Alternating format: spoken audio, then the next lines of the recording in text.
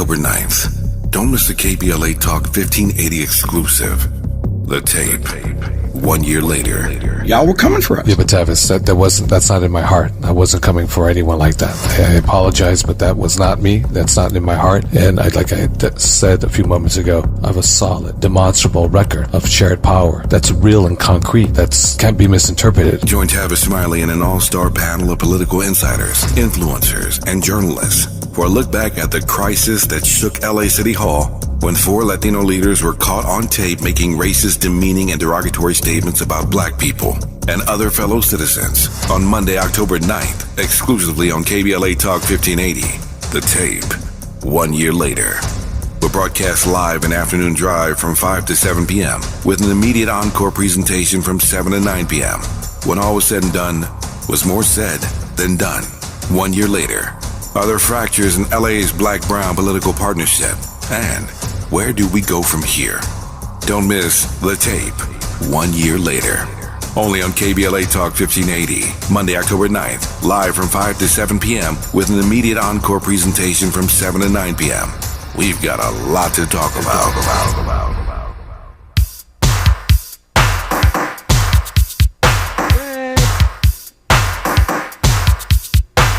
Like they always say, it's good for the goose, it's always good for the gander.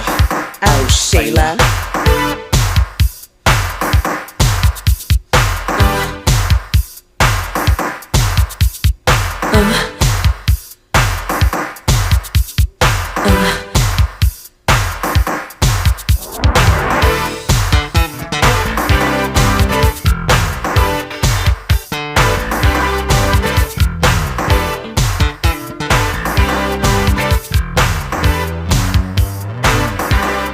Gotta let this rock. Baby, love me right. Let me love you till you get it right. Why can't you let the others be?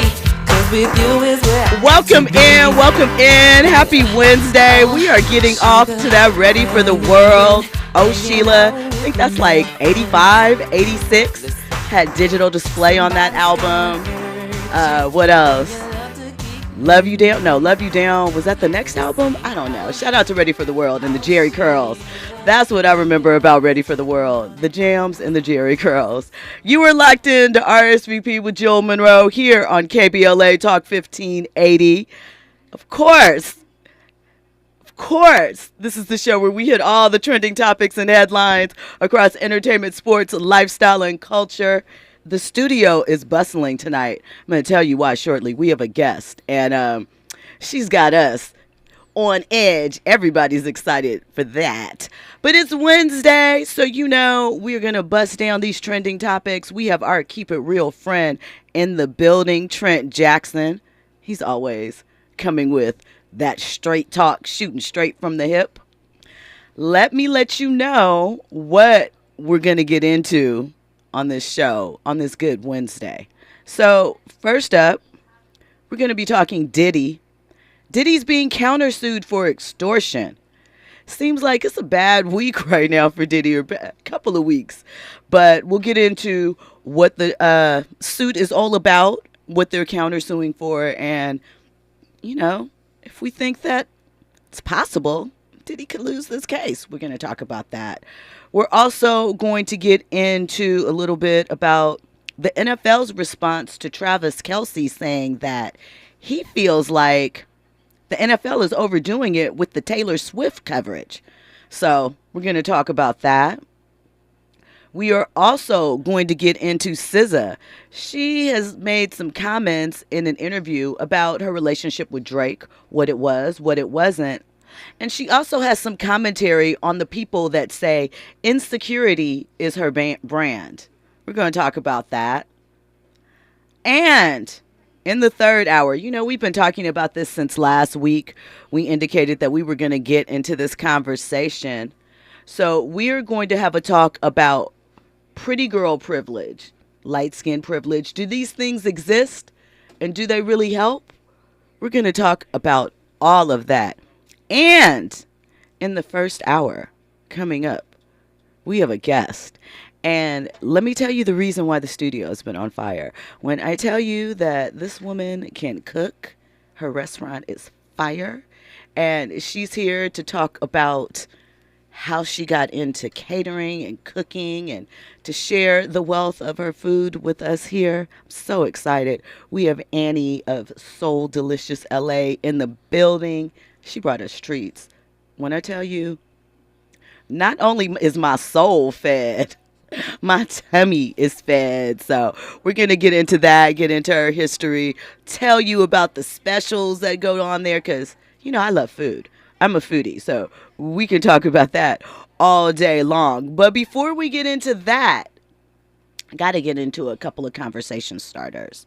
So first up, listen, do you like pandas? Do you like the zoo? Trent, do you like the zoo? You're not going to be on camera right now, but do you like the zoo? I do like the zoo sometimes. Yeah, I do. Well, listen, you better get in there if you are a fan of pandas. They're adorable, right? If you want to see them, because all the pandas in American zoos are being taken back to China. I thought it was just, what city was the first one to start it? Was it Atlanta? I believe it was. The contract, basically, Washington, D.C. is the one that's most recently happened. They're all going to be So it's by the end of 2025. The agreement with China is up. And for the first time since 1972, the agreements expire. And so there will be no more pandas. They all got to go home. So D.C. has about 3. They've already sent them back. They'll return by December. Let's see where else. Zoos in Memphis, Atlanta, and San Diego have already started returning them. So are they going to just like roam free in like their native country, or they might go to sanctuary or a zoo okay. there, but they will not be allowed to be here. That's so weird. I didn't know that they were on lease to us. Yep, since the 50s, and they renegotiate and re-up the. Is that a fact that you learned in school? Because I don't remember that. I don't know if you learn about it in school. I think that might be something you learn about because later. that's an odd fact that I will, because I remember like odd facts, like, so that's something that that's like, it's like, wow, you do learn something new every day, because this is something like, wait, I didn't even know that they were on loan, because they're born over here, so I'm thinking like, they're a part of the landscape. Nope, they have been there. 1972 is when they brokered that, and that's when the first panda was brought over to United States Zoo. Because I never like thought about how their origin or how they got here or anything. I never thought about that. Right. It's crazy, right? I wonder if there are other animals that are tied into that. Now I want to know, like, what other animals, like, because it's got to be some, right? Oh, they had all of them. Because like, how did they get here? Where did they come from? Like, that's the origin of zoos. Well, and the animal part of it, We'll research. Yeah, that's interesting. Wow. So see, I'm here to educate as well. Yeah, thanks for that, because I had no idea that was even a thing. I feel like I learned something. I did learn something new today. Well, when we come forward, we're going to learn some more new things. We're going to talk with Annie of Soul Delicious LA. We're going to get into this story about Diddy being countersued. And of course, more trending topics and headlines. You're locked into RSVP with Jill Munroe here on KBLA Talk 1580. Infusing a sense of fun and entertainment in every episode. You're listening to RSVP with Jill Munroe on KBLA Talk 1580. More when we come forward. I'm Kareem Abdul-Jabbar. I learned about atrial fibrillation the hard way. My symptoms would come and go. Shortness of breath, fatigue. I kept going. Then I got so lightheaded, I couldn't. My doctor said I have AFib, so I'm about 5 times more likely to have a stroke.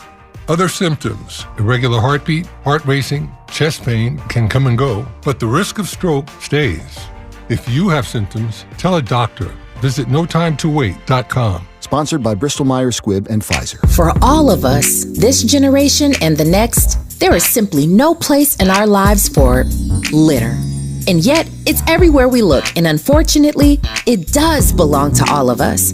So let's come together and create a litter-free, clean California once and for all. Remember to properly dispose of your trash and recycling. Secure truckloads with tarps to keep debris from flying out. Clean out your car when you're at the gas station. Take pride in your community by organizing a cleanup event or join a cleanup event near you. Zero litter is the goal. Join us at cleanca.com. That's cleanca.com. Let's do it together. Brought to you by Caltrans. cleanca.com. KBLA Talk 1580. We've got a lot to talk about. KBLA Talk 1580 reminding you that we keep us safe. The Center for the Pacific Asian Family was founded to help address domestic violence and sexual assault in the Asian and the Pacific Islander communities. The Center for the Pacific Asian Family's mission is to build healthy and safe communities by addressing the root causes and consequences of family violence and violence against women. They are committed to meeting the specific cultural and language needs of the Asian and Pacific Islander women and their families. CPAF's vision is of an Asian and Pacific Islander community that embraces healthy relationships and works in partnership with other communities to eradicate all forms of violence. To access services, volunteer, or for more info, visit nurturingchange.org. At KBLA Talk 1580, we believe everyone deserves to be safe. This is a community call to action from KBLA Talk 1580. Hey, keeping you informed, entertained, and always ahead of the curve. This is RSVP with Jill Munroe on KBLA Talk 1580. You were locked into RSVP with Jill Munroe here on KBLA Talk 1580. So I told you that we have a nice little full studio full of love, full of soul food, and full of fun tonight. We have a lot to talk about, but before we get into that, I need to introduce you to my guest. She is an entrepreneur. She is a businesswoman. She has a passion for cooking, and you can feel that through her food. Ladies and gentlemen, welcome to RSVP, Annie of Soul Delicious LA. You got to get close to the mic. You got it. Hello. We're so excited to have you on. Listen, Trent has been singing your praises to me for years. And so when we were talking about different aspects, because obviously we talk about lifestyle and culture, and we're both from LA, so we take LA things very seriously. He said, I don't understand how you haven't tasted Annie's food. I was like, I don't understand either, because I adore food. And so it took some time, but we got you here. I love it. Thank you. So I want to know, what started your love of cooking? You know, people ask me this, and I think back. My parents were the original foodies. Before internet and all that stuff, my mother would read an article in the LA Times, and we would drive no matter where it was for food. My mother's an excellent cook. My dad's a great cook. And we ate out a lot because my dad was in the entertainment business, so he wasn't home a lot. And so the nights he was home, you know, everybody just wanted to enjoy each other. And, we just ate from every different little shack, nice restaurant, hole in the wall. This is pre-taco trucks. But things like that. If my mother saw something about jerk chicken, we'd drive to the jerk chicken place. So it was just a love of cooking in my house. My grandmother, Italian, made raviolis from scratch. Like, I didn't even know about store-bought raviolis and store-bought this and store-bought that. No Chef Boyardee in your No house. Chef Boyardee. And it's funny because one time I tasted it, and it was so sweet and unnatural, it blew my mind. But, yeah, I was raised around a lot of people who could cook. And I also have a godmother who cooked from scratch every year for Thanksgiving and had me in the living room snapping green beans and doing all this. And I just look back and I think that food is just who I was. It took me a while to realize that. My first job was at Taco Bell, and I got fired because I put too much of everything on everything. So, like, people would come in there like, oh, I want her to make my food. Right, because you would hook it up if you seasoned I just right. had, like, You're not doing that one piece of lettuce, 2 tomato chopped pieces. We always need a little extra cheese and sour cream. Right. So, yeah. Look, Trent. Yes. You're just over there kind of. I'm excited right now. Is my mic on? Oh, there we Now it go. is. Yeah. I'm excited. I'm happy. I'm glad that you're here. Thank you. I'm over here snacking, so I don't want to eat too much. But you glossed over something. You have a very interesting story, and Annie and I met her just going into her restaurant to eat, right? And we just started talking, connecting. But eventually, you told me your story, and you glossed over this. You said that your father was in entertainment. Tell the people who your father was and what he did in entertainment, because it's really integral to the hip hop story, especially with Hip Hop 50, it's the whole landscape. You're absolutely right. Yeah. So my dad was an agent at William Morris. And he happened to be head of the black music department. Okay. So I grew up with the likes of Rick James, Prince, Bootsy Collins, DeBarge, and Rick James' sister, when I was about 6 or 7 years old, asked my dad, can I please be her godmother? Because she just adored me so much and welcomed me into that family. So my dad was just, I'm going to say it. He's 80. He'll kill me for saying that. But he still works. I mean, I went and did the Art Laboe show with him the other night. Well, I hung out with him while he did the Art Laboe show. But he's just an amazing rock star. And he just raised me to believe that I could do whatever I wanted to do, that there was no color. Like, we didn't get that. I remember when I was young and Rick had my hair braided, and I went to school and people were like, you can't wear that hairstyle. And I was like, why? And they were like, because that's a black hairstyle. And I was like, huh? So I was never taught that difference between black and white until I got out into the world, or I went to school, and Rick would always kiss us and say, oh, this is my type of integration. And I had no idea what he was talking about. And it was so much bigger because I went to school maybe 6th grade when busing started. Okay. And, all hell broke loose. Oh, my God, we can't have those blacks in our school. They're going to rape the girls. They're going to do this. And we can't have those Latinos. And it was crazy. And people What school did you go to? I went to school in the Valley. So they were busing kids from L.A. to the Valley.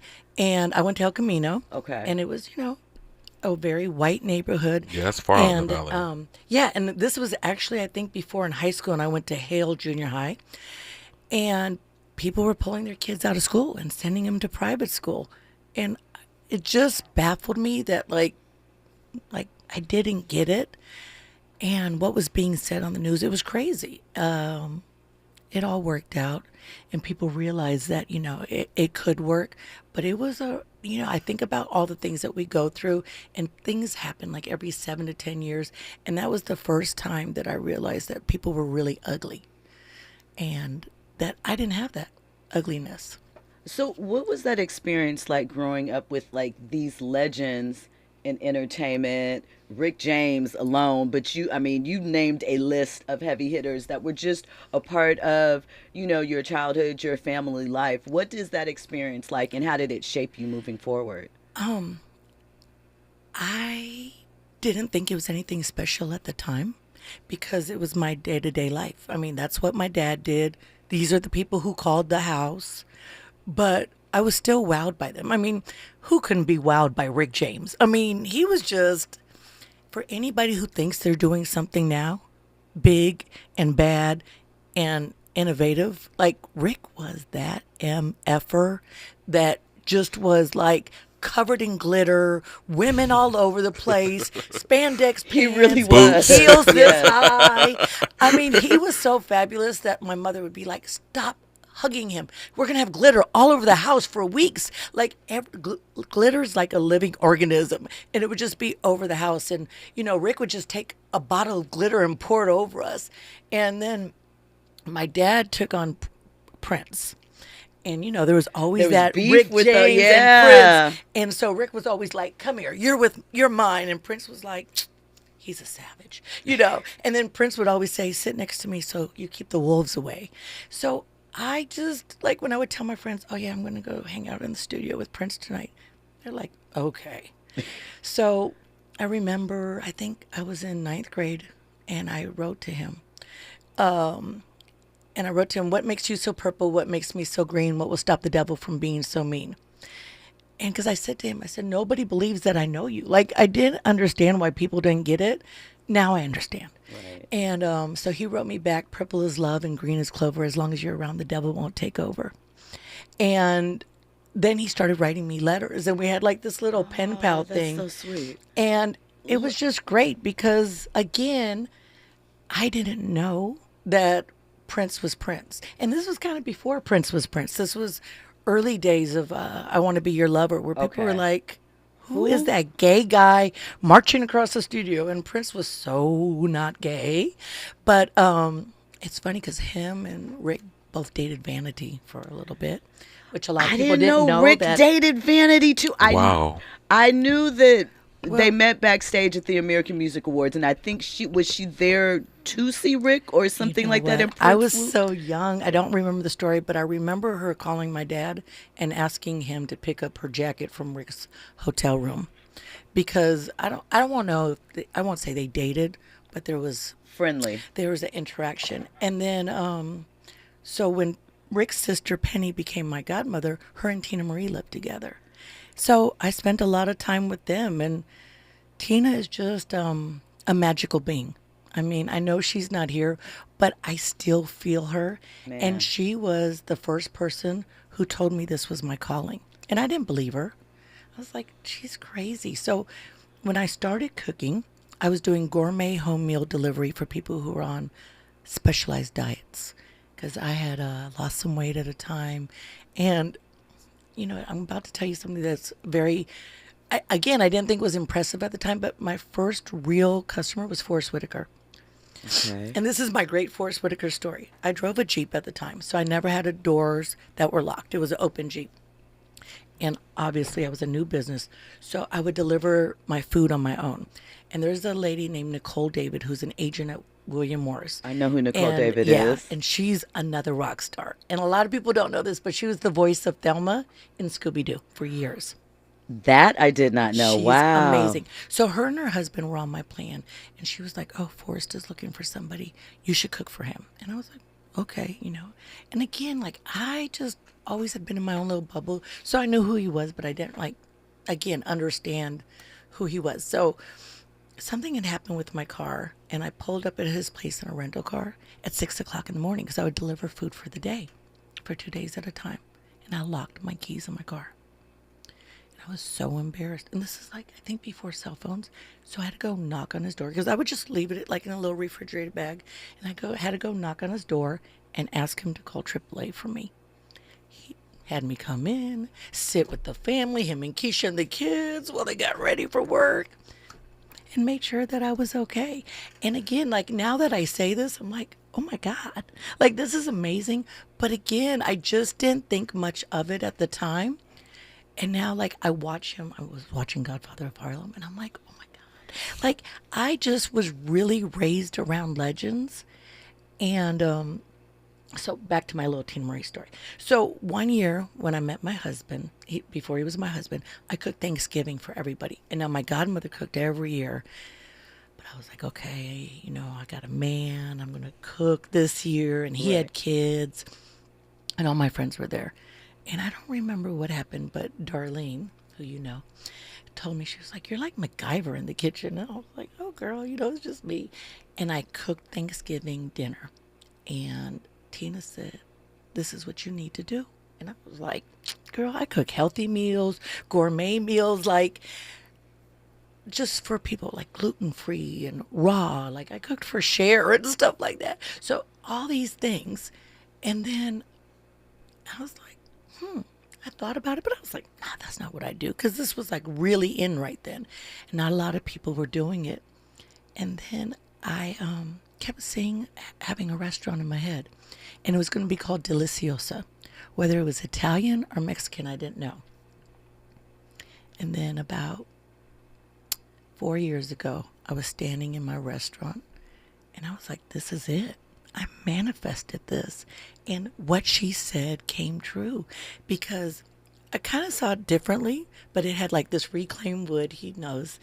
And it just had a really warm vibe to it. We always had like Old Soul Train on. We had pictures on the wall. And it was just a place where people could come. And I thought, oh my God, this is it. This is it. And for years, my business was called Annie's Edibles. But And then everybody thought it was edible. Yeah, yeah. Everybody was like, "Oh, is this infused?" And especially because we have magic butter, they're like, "How magic is this?"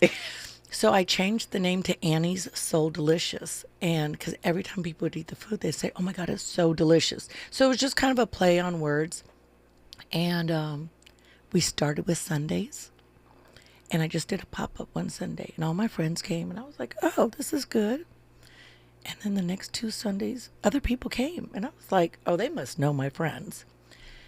And all of a sudden, the momentum came. And then I'd get these nasty phone calls like, you're never open when I'm available. You open at 11 and you close at 6. And, we work. And I was like I didn't get it. And then we opened one more day. And I remember being at my kids' football game. And I was watching the cameras and I was like, it's not going to make it. There's nobody there on a Saturday. Like, this was premature or shouldn't have did this. And at the time, I was doing a lot of catering. And then I started looking. And I was like, oh, my God. And now we're a full-fledged restaurant. And I swear it's kind of like raising a child. It happens in the blink of an eye. And I worked my ass off. But it doesn't really feel like work because it's just what I love.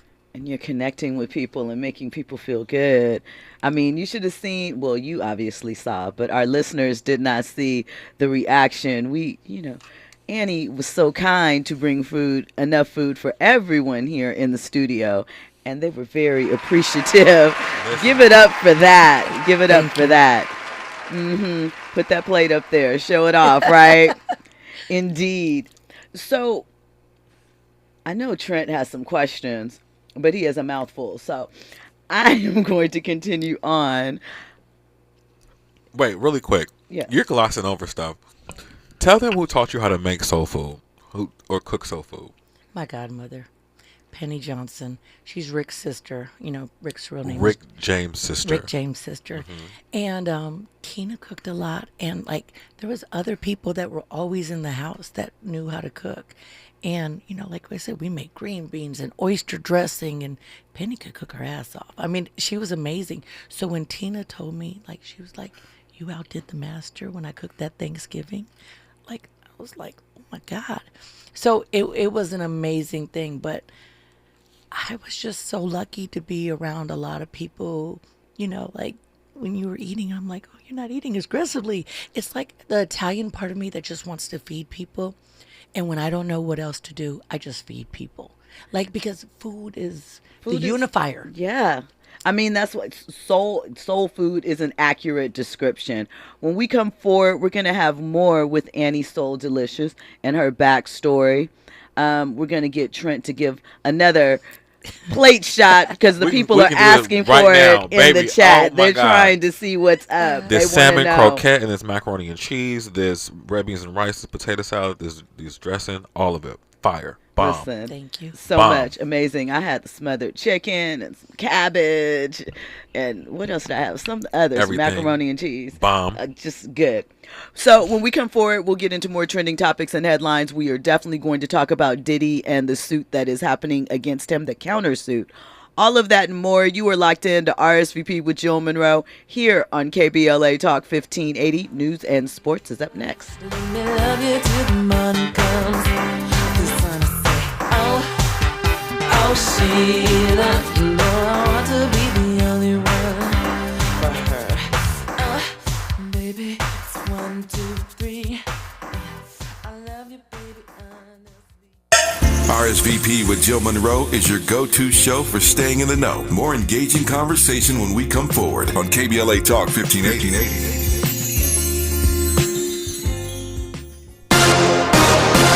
I'm Doug Davis with the latest from the Black Information Network. Baltimore police are searching for suspects in connection with last night's shooting that left 5 people injured at HBCU, Morgan State University. Police believe the shooting stemmed from a dispute between 2 smaller groups, and the 5 people who were shot were not the intended targets.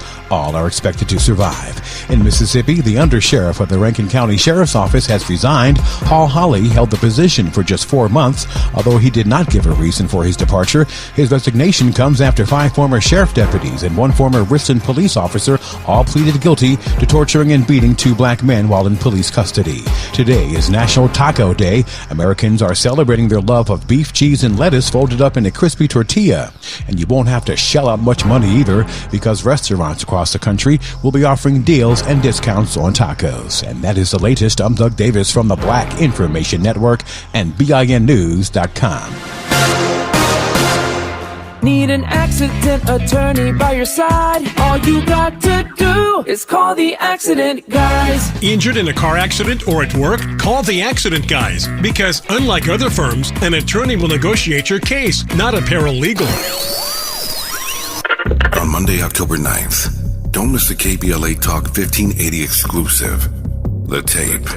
1 year later. Y'all were coming for us. Yeah, but Tavis, that's not in my heart. I wasn't coming for anyone like that. I apologize, but that was not me. That's not in my heart. And like I said a few moments ago, I have a solid, demonstrable record of shared power that's real and concrete. That can't be misinterpreted. Join Tavis Smiley and an all-star panel of political insiders, influencers, and journalists for a look back at the crisis that shook LA City Hall when 4 Latino leaders were caught on tape making racist, demeaning, and derogatory statements about black people and other fellow citizens. On Monday, October 9th, exclusively on KBLA Talk 1580, The Tape, 1 year later. We'll broadcast live an afternoon drive from 5 to 7 p.m. with an immediate encore presentation from 7 to 9 p.m. When all was said and done, was more said than done. 1 year later, are there fractures in LA's black-brown political partnership? And where do we go from here? Don't miss The Tape, 1 year later. Only on KBLA Talk 1580, Monday, October 9th, live from 5 to 7 p.m. with an immediate encore presentation from 7 to 9 p.m. We've got a lot to talk about. The possibility of lung cancer can be pretty scary, especially if you're one of approximately 8 million current or former smokers at high risk. That's why SaveByTheScan.org wants you to know that now there's a breakthrough low-dose CT scan that can detect lung cancer early, and it only takes 60 seconds. You stop smoking, now start screening. For an easy quiz to see if you're eligible, visit SaveByTheScan.org. It could save your life. SaveByTheScan.org is brought to you by the American Lung Association's Lung Force Initiative and the Ad Council. I'm getting vaccinated with Prevnar 20. So am I, because I'm at risk for pneumococcal pneumonia. If you're 19 or older with chronic conditions like asthma, diabetes, COPD, or heart disease, or are 65 or older, you are at increased risk for pneumococcal pneumonia. Ask your doctor or pharmacist about Prevnar 20, pneumococcal 20-valent conjugate vaccine. It can help protect you against pneumococcal pneumonia in just 1 dose. Even if you've already been vaccinated with other pneumonia vaccines, Prevnar 20 may help provide added protection. Prevnar 20 is approved for adults to help prevent infections from 20 strains of the bacteria that cause pneumococcal pneumonia. Continued approval may depend on a supportive study. Don't get Prevnar 20 if you've had a severe allergic reaction to the vaccine or its ingredients. Adults with weakened immune systems may have a lower response to the vaccine. Side effects include pain and swelling at the injection site, fatigue, headache, muscle, and joint pain. For full prescribing information, please call 1-855-213-2138 or visit Prevnar20.com. KBLA Talk 1580. We've got a lot to talk about. The rent is too damn high. KBLA joins you in calling for affordable housing. The LA Tenants Union is a diverse, tenant-led movement fighting for the human right to housing for all. The LA Tenants Union demands safe, affordable housing and union rent control. They organize against landlord harassment, mass evictions, and displacement, and mobilize for the repeal of the Ellis Act and Costa-Hawkins Act. The LA Tenants Union is on a mission to strengthen tenants' political power through education, advocacy, and direct action. To get help with your eviction or other landlord-tenant issues, take action for justice, or become a member, visit latenantsunion.org. This is a community call to action from KBLA Talk 1580. Turning my pain into purpose is pretty much what I have done to start this foundation. In August 2020, after the death of George Floyd, Bridget Floyd and other family members established the George Floyd Memorial Foundation in support of the Black community. It's going to take more than just us as a foundation. It's going to take the community, the world, to make a change. Fight for racial justice for the Black community. Learn how at lovehasnolabels.com. Brought to you by Love Has No Labels and the Ad Council.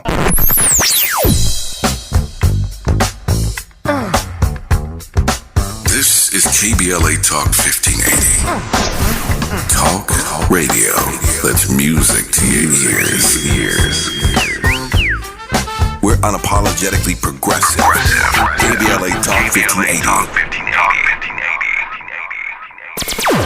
Curating the most compelling stories and delivering them straight to your ears. You're listening to RSVP with Jill Munroe on KBLA Talk 1580.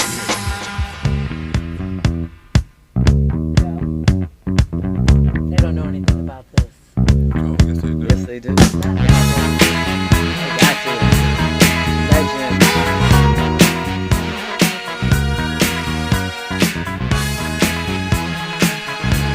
Street song. When I came home last night, you wouldn't make love to me. You went fast asleep. You wouldn't even talk to me. You say I'm so crazy. You know we gotta let Rick ride. Coming home intoxicated. I said I just wanna love you. I just wanna love you, baby. Come on. That's why I'm so elated. Come on, girl. Give it to me, baby. Give it to me, baby. You were locked in to hour one of RSVP with Jill Munroe here on KBLA Talk 1580. We had to let that Rick James vibe. We had to let it ride. If you don't know, and I can't imagine anybody listening doesn't know, They you all better know. get into the Rick James discography, baby. It's the right demographic for it. It is. I think it is the exact one. And then we don't want to talk about the Mary Jane girls. Add that into the mix. What? All night long? Boys? We ready. Boys? Start it up. In my house. Anyway, look. Break it down, baby. I thought, listen. You was one of them? Mary Jane girls, Vanity 6. All of them. Cherry, JoJo, Corvette, Vanity, Susan, Brenda. But you know me. I was always the lead. Of course. I was always going to be the course. lead. But yeah, no, Rick, all of it. The videos, Rick in the limousine with the cigarette flick. Come on. I love it. What about the camisoles? Right? The camisole. Right? I had to be probably about 8, 9, 10 years old, something like that, dreaming of the day that I was going to go and find this piece of lingerie that I knew nothing about because I was going to look like one of them and sing. And I don't know if you guys noticed, there's always a little tear in her lingerie. In the, for the, or right here. It was just to be a little bit dirtier. Prince liked it like that. Because the original name was Vagina 6. I remember I saw her on Joan Rivers back in the day, and she was like, yeah, it was originally supposed to be something else. And Joan was like, oh, you know, it was either Joan or Johnny Carson. Maybe she was filling in for Johnny. But he was like, oh, you never would have made it with that name. Well, Prince, I used to tell him, I was like, you're going to get my Walkman. This is my age. Banned from school. And he was like, now we're getting somewhere. Because, you know, here he was singing, like, Jack You Up. And I was singing it, and my people were like, but my dad again, he was just like, oh yeah, no, I believe in the freedom of speech. And now I'm with my kid, I'm like, why are you listening to that music? And my dad was like, remember how you were raised. And I was like, okay, you're right. So being that you grew up in such an eclectic environment with different types of music, different types of people, do you feel that shaped your taste for food or how you bring flavors together? I think it shaped everything of who I am. When I first opened the restaurant and people would walk in and see this white lady behind the counter, they were bothered by it. And I understand. But I think once they got to know me, look, you know, people either love you or they don't. But we really created a loving place for people to come to and get a hug. In fact, that's one of the things that I remember most about Trent is like we had a conversation and we hugged afterwards. And I just think that's kind of what the world needs. But yeah, there was a lot of kickback and I still get, you know, those comments, well, you're white and you're this. And the people are like, are you sure you're not Creole? You know, and I'm like, no, I'm sure. My dad's Italian, my mom's Swedish. But I'm very proud of who I am.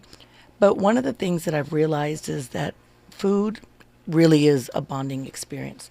And you know, everybody has a soul food, like whether it's cheese and pasta for Italians or rice and beans for Latinos, like everybody has that food that makes them feel grounded. And during COVID, I didn't know what to do. So I just stayed open. I followed the guidelines, like I closed at 5 or 6, but I just stayed open. And there was young people that were eating there every day because people didn't trust anything. People, just the world was so upside down. And so I started cooking lasagna, chicken parmesan. I did like Asian shrimp. I just did other food because I was like, okay, nobody can eat soul food every day. Well, some people can, but I mean, we do. But, and then people were just coming just to hang out and be someplace because they were cut off from their families. And they wanted to connect. Right. And I know I told you this on the break, but if you guys all know Darlene Ortiz, who was the original bad bee out there in the world. We were just talking about her on this show last night. If you do not know who Darlene Ortiz is, Google it. Google Ice-T's first album, second album, the beautiful woman that is on the cover that set the stage for Video Vixens. That's Darlene Ortiz. Goosebumps. So my best friend of, God, we were 16 when we met, and she was a little bit older than me. 30 years. And my son's godmother. I mean, legally my son's godmother at church and everything. She was my hostess. She was like, I'll come host. So people would look like, is that Darlene? You know, some of the young guys didn't know, but like people would walk in, they're like, is that Darlene? And I mean, that's just who she is. She worked every day. I mean, she came, well, every Sunday when we started. And then, you know, when the restaurant expanded, no matter what, she was there. And she was such an amazing blessing to us. She would stop at the store and get stuff. And, you know, she's on the Corey Holcomb podcast. And her and Corey would talk about the show. And I was lucky enough to have cooked for Corey's mother when I was doing the gourmet food. She had an illness. And I cooked for her. And Corey always was so gracious to me for doing that because Darlene helped nurse her mother back. And I would say I helped too because, you know, I provided the nutrition and the foods that she needed because certain medications she was on and when we were really careful. And so Corey would talk about the restaurant all the time.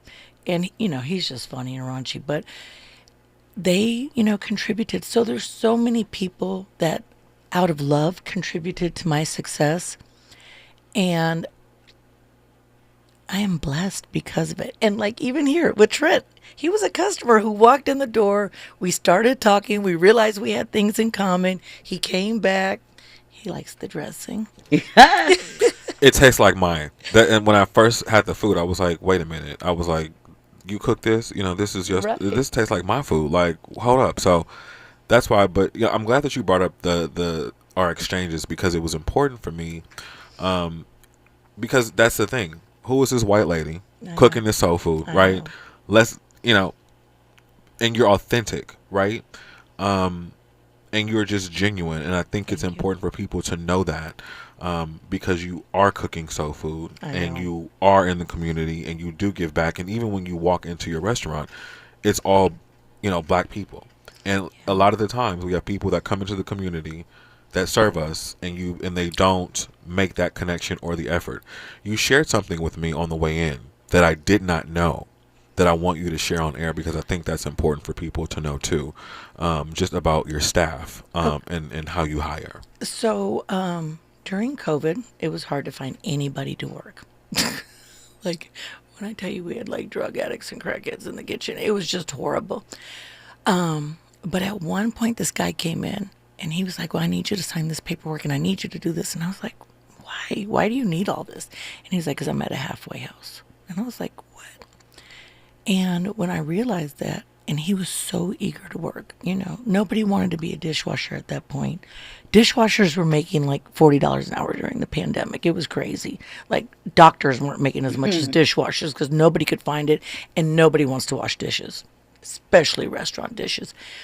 So I found this guy, and I met with the people at the halfway house. It happens to be a federal halfway house for people who are just released. And I only hire from there for the most part. There might be 2 people, 3 people on my staff that's not. But everybody else, either comes from that halfway house, or there's one in Watts named Marvin Gardens, that halfway house. And there's a lot of people that, don't trust them or don't want them or whatever. And I love them, because when you hire somebody that other people have given up on, they give you their all. And I will tell you this, I never feel unsafe, because those guys in there are like, again, ride or dies. I gave them a chance when nobody else would. And they will love you and be loyal to you forever. And I don't take anybody who is abusive towards women or kids. But, these are gun charges. These are drug charges. These are guys that didn't know what to do with their lives and took the wrong path. And who cares? We all screwed up in our lives, because I definitely have. So, yeah, all my guys are second chancers, they call them. And it's a blessing. And people are like, it was crazy. So about 4 months ago, I had somebody who came in. Wait. I'm going to put a pin in it. We're going to go to break. Okay. And when we come Look at me. forward, I just talked too much. No, you are amazing. We love the stories. It's perfect. We're going to pick right up 4 months ago. We're going to write that down. Right. We're going to write that down and spin it black.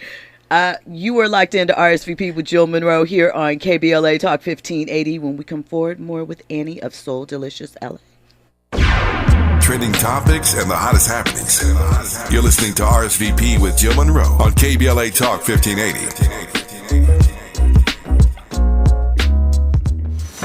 At City National, we listen to you. I want to expand my business and my legacy. I want to set up the next generation for success. I want to see my vision come to life. I want to feel right at home. Your goals, passions, vision, future. We want to hear it and work alongside you to achieve it. Visit cmb.com to learn more. City National Bank. Here for our clients and communities. Joey from Vermont, a farmer trying to get through the winter. Adriana from South Carolina, a single mother living paycheck to paycheck. Liam from Ohio, an injured father struggling to provide for his family. Hi, I'm Shanola Hampton, and I support the Feeding America network of food banks because they help provide over 6 billion meals to people in need each year.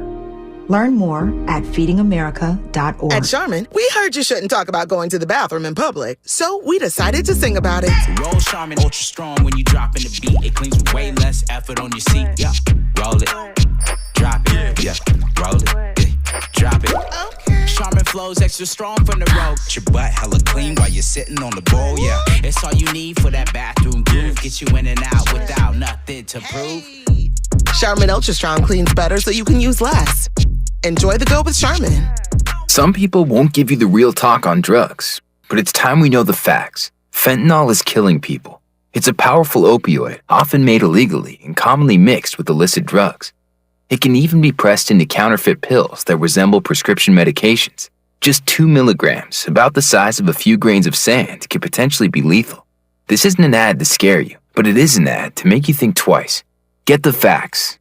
Go to realdealonfentanyl.com. This message is brought to you by the Ad Council. The Chase Ink Business Premier Card is made for people who make things happen, like me. I'm Sam, founder and CEO of Manifest, a product design company that makes everyday products designed smarter. I get 2.5% cash back on purchases of $5,000 or more, plus unlimited 2% cash back on all other purchases, which helps us make more smart ideas into a brilliant reality. The Ink Business Premier Card. Learn more at chase.com/business premier. Chase for business. Make more of what's yours. Real business owner compensated for their participation. Account subject to credit approval. Restrictions and limitations apply. Cards are issued by JP Morgan Chase Bank, any member FDIC. If you're a veteran with a service-connected disability that is directly impacting your ability to work, resources are available to help you find employment. VA's Veteran Readiness and Employment, or VR&E, can assist you with finding a job that uses your existing skills. Or, if you're interested in exploring a new field, a VR&E counselor can help you determine the right education or training options for a new career. Find out if VR&E is right for you by visiting va.gov/VRE today. Now back to more captivating conversation on RSVP with Jill Munroe. You are locked into RSVP with Jill Munroe here on KBLA Talk 1580. We are here with Annie of Soul Delicious LA. Listen, you can ask Trent. All day, I kept saying, so delicious or soul delicious? Because it feels like both. it should be and that's just that was my point. Because it really is both. that, and like you said earlier, kind of a play on words, double entendre, because it fits. So you were going to tell us about 4 months ago something that happened. So there's a guy in my kitchen. I hired his friend, and he was a little bit odd, but I love odd birds as well. And he walked by our money box and stole $50. And I didn't realize it at first. One of the other guys walked by. He was like, "Look at the camera." And I'm like, "Okay." And he's like, "Look at the camera 7 minutes ago." And I'm like, "Okay." So I look at the camera. I found out he stole. I confronted him. He admitted it. And it's so funny because everybody would have thought it would have been one of the guys, from the halfway house that would have stole from me. But I'm like, there's an honor amongst people that have been through it that they don't do shit like that. Right. And this other guy, whatever's going on, that he needed $50, he could have asked me for it. I would have gave it to him. But it's just funny that people always like, "Oh, do you trust them in your kitchen? Do you trust this?" I'm like, these are the first guys that I would ask me to walk me to my car. Those are the first guys that I would give them $50 and go to the store, and they'd come back with like $26.33 and make sure I got every penny. I'm like, boy, I don't need, the change. But they're just a hardworking group of guys. And I've had a few ladies too. I had a girl who robbed a couple convenience stores because she had to feed her kids. And I don't agree with what they did. Sometimes I understand what they did. But the fact that she did that instead of not feeding her kids, you know what I mean? But she was a hard worker too. She ended up going to beauty school. And I've seen so many success stories from this. But I feel so privileged that I was the springboard for that. And one of my guys just left me recently, Darian. And he's back at home, and he did 10 years, 9 years or 10 years. If you would have seen Darian, you would have never thought. But he did it. And it just didn't faze him. He just had that spirit that was like, okay, whatever. And people think they know what that looks like, and they have no idea. And that's opportunity, a great thing. Being able to give opportunity, because and we've had this conversation on the show, about cancel culture or things of that nature. Realistically, what happens to these people? Where are they going to go? It's not like they're getting pushed off into a room. We're not sending them to another continent and gating them off. They have to be reintegrated back into society, and they need opportunity and a chance to prove, And the kitchen is the greatest place for that. Because one thing about a kitchen is nobody cares where you came from. If you can dice an onion, if you can wash dishes, and you can move quickly, everybody's equal in the kitchen. And I think that's one of the reasons that I love it, because it really doesn't make a difference where you come from. In the kitchen, everybody's just equal. I mean, obviously I'm the boss, but nobody cares. And we bump into each other all day.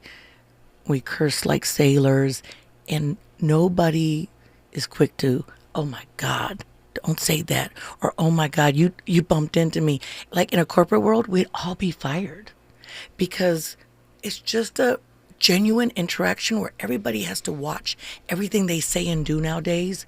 Like, you can't call somebody honey because that's sexual harassment. I can't touch your hair because I can't even think of what the term is, but it means I'm racist if I touch your hair, or I comment on your hair. If I say something like, "Oh, you got nice curls," I had to watch this video that the human resources people sent to me. And it was crazy. You just can't say anything to anybody nowadays. And I'm not that person. I wasn't raised like that. I mean, calling somebody honey or baby or something like that is just second nature to me. So it is a great place of freedom and expression. And one of the girls who works for me, who's not a second chancer, and everybody thinks it's my daughter, but she's not. But she's my baker.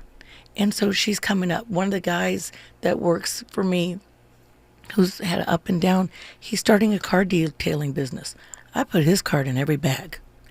I want to see him grow. We were working on Jaden's logo today. I want to see them get to that next level, because if I can be that stepping stone for their success, that would be my greatest accomplishment. Well, we love that.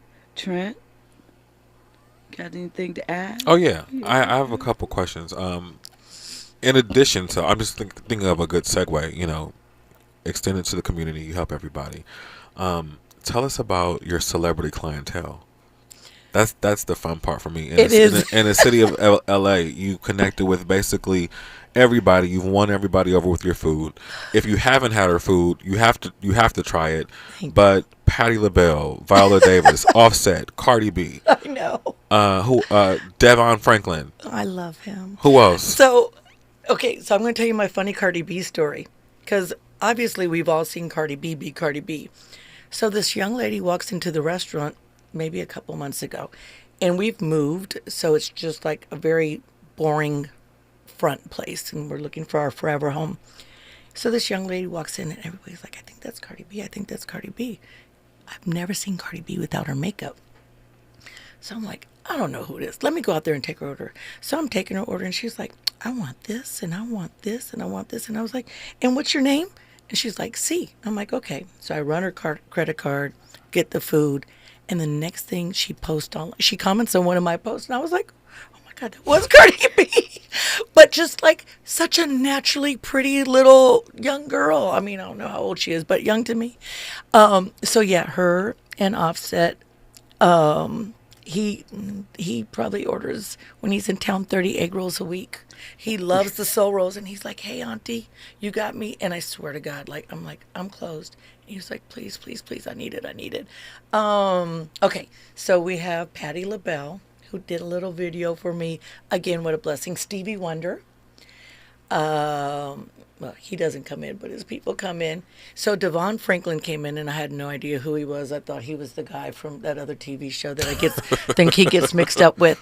So one night from Empire. Yes. Troy, yeah. So one night I'm in bed. Boo Boo Kitty's husband. Yeah. And my Instagram started like going crazy, getting notifications, and I was like, wow, something big happened. But I didn't know if I was in trouble or somebody like me. Devon Franklin did like a little commercial for us. And he was like, if you've never had this banana pudding and you never had this. And now his Aunt Enos orders from me like every couple months, and for Thanksgiving. God, Marla Gibbs. Oh, okay. Wow. When she came in, I was like, oh my God, legend. Yeah. I got to think about that. But the greatest part is that these people come in, and I never know who they are. And they're like, oh, Little Yachty came in. I had no idea. NBA Youngboy. Okay, can I tell you my NBA Youngboy story? Go ahead. Okay. So all these guys come in. They all look like rappers, but a lot of people look like rappers nowadays, right? Because everybody kind of has the hair and the big gold chains. So maybe like 10, 12 guys come in. They're ordering. They're walking outside. They're ordering. And I'm like, okay. And it was just me out in the front. I had no idea it was NBA Youngboy and his crew. So I don't know exactly what happened, but they were probably in like 4 or 5 different cars. He got a phone call, and they all had to leave immediately. I don't even think they had got their food yet. And the guy was like, we'll be right back. And they jump in their car, and one of the guys has no gas in his car, and his car won't start. And I always tell my son, like, make sure you have gas in your car, because if you got to go somewhere sometime soon. So it was just crazy that these guys with $30,000 worth of jewelry had no gas in their tank. Girl, no gas in the car. And it wasn't NBA. You know what that sounds like? It sounds like something I would do. Really? When we come forward, we're going to have more with Annie of Soul Delicious LA. We're going to get into the Diddy Countersued story, and we're going to talk SZA and her commentary on her relationship with Drake, as well as why she doesn't believe that insecurity is her brand, like some of her fans are saying. All of that and more. You're locked into RSVP with Jill Munroe here on KBLA Talk 1580. That's sweet, funky stuff.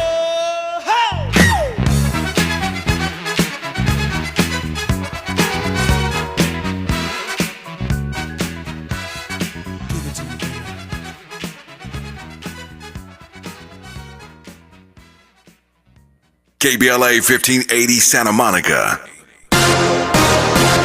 I'm Doug Davis with the latest from the Black Information Network. Baltimore police are searching for suspects in connection